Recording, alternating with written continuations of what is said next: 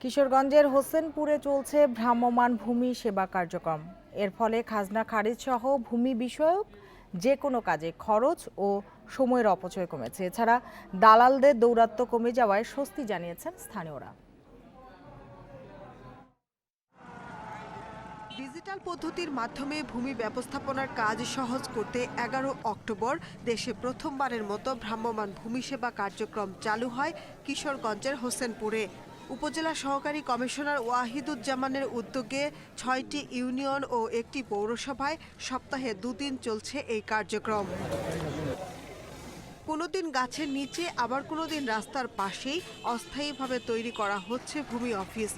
সেখানে সেবাগ্রহীতাদের নানা পরামর্শ দেয়া সহ কার্যক্রম পরিচালনা করা হচ্ছে।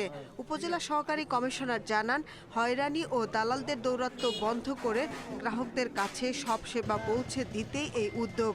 বিনামূল্যে ইনামজারি আবেদন, অনুমোদিত ডিসিআর এবং খতিয়ান প্রদান, 100 চান্দিনা বিটি নবায়ন, ভূমি উন্নয়ন করা আদায় সহ ভূমি সংক্রান্ত যে কোনো সমস্যার তাৎক্ষণিক সমাধান বা পরামর্শ দেওয়া হচ্ছে।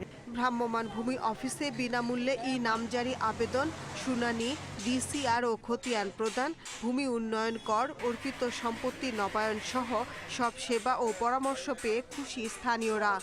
একটা কাজ নিতে আমরা অনেক সময় লাগতো, টিয়া পয়সাও লাগতো, ঘুষও দেওয়া লাগতো। আমি 7 দিন আগে দরখাস্ত করেছি, আজকে আমি পেয়ে গেছি, এটা খুবই খুশি। আগে দেখা যায় যদি একটা কাজ করতে 1 মাস 2 মাস গেছে এবং অনেক টাকা লাগতো। আমাদের খুব উপকারিত হয়েছে এবং বেশি কোনো টাকা পয়সা লাগে না, কোনো ফেরাসানি বা দলাল মালাল ধরতে হয় না। ভূমি সেবার ব্যতিক্রমী এই উদ্যোগের প্রশংসা করে জেলা প্রশাসক জানান, পর্যায়ক্রমে জেলার সব উপজেলায় চালু হবে এই কার্যক্রম।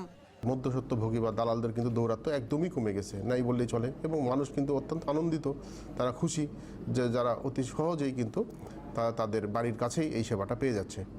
প্রায় 1.5 মাস ধরে চলা ভ্রাম্যমাণ ভূমি সেবা কার্যক্রমে এ পর্যন্ত সেবা গ্রহণ করেছেন প্রায় 1800 জন। Independent news desk.